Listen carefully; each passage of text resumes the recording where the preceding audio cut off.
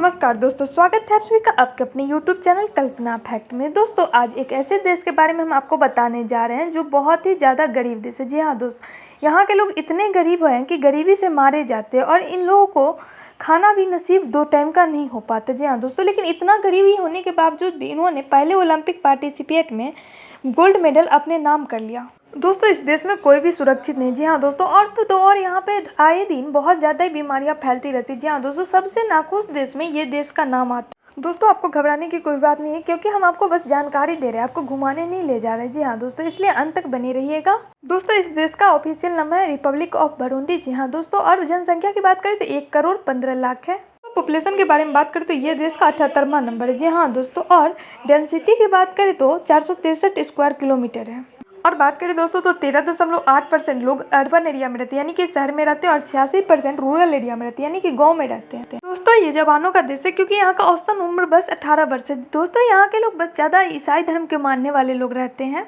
दोस्तों सबसे गरीब देश में बुरुंडी का भी नाम आता है। जी हाँ दोस्तों, यहाँ के लोग इतने गरीब होते हैं कि उनको खाने तक का नहीं होता। अगर एक शाम खा ले तो दूसरे शाम का सोचना पड़ता है। जी हाँ दोस्तों, यहाँ सर्वाइकल की लड़ाई होती है। दोस्तों यहाँ की गरीबी को देखकर कोई भी डर जाएगा। यह देश इतना गरीब है कि अगर कोई विदेश से आए तो यहाँ आकर डर जाएगा।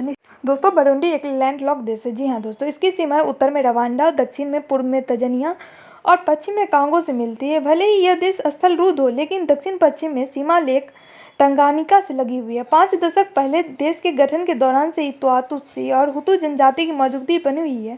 यहाँ जनजातियों के बीच 1993 से लेकर 2005 के बीच चले जातीय संघर्ष की वजह से करीबन 2 लाख लोगों की जान चली गई है। वर्ष 2005 के बाद राजनीतिक स्थिरता आने के बाद देश प्रगति के पथ पर अग्रसर है। जी हाँ दोस्तों, अगर बात करें ये देश इतना गरीब हुआ तो कैसे, तो इंग्लैंड और अमेरिका के द्वारा यहाँ प्रशासन करने के बाद जब भी यह देश आज़ाद हुआ तो इस देश की हालत बहुत अच्छी थी। लेकिन 1996 से लेकर 2005 तक यहाँ पर एक बहुत बड़ा जातीय संघर्ष छिड़ गया, जिसके कारण इस गृह युद्ध में लगभग 2 लाख लोग मारे गए। यही देश की आर्थिक स्थिति में गिरावट हुई और आज तक जारी है, और फिर धीरे धीरे यह भी दुनिया में सबसे गरीब देशों की सूची में आ गया। दोस्तों आज के टाइम में इतना गरीब है कि यहाँ के लोग 2 टाइम के खाने के लिए भी तरस रहे हैं।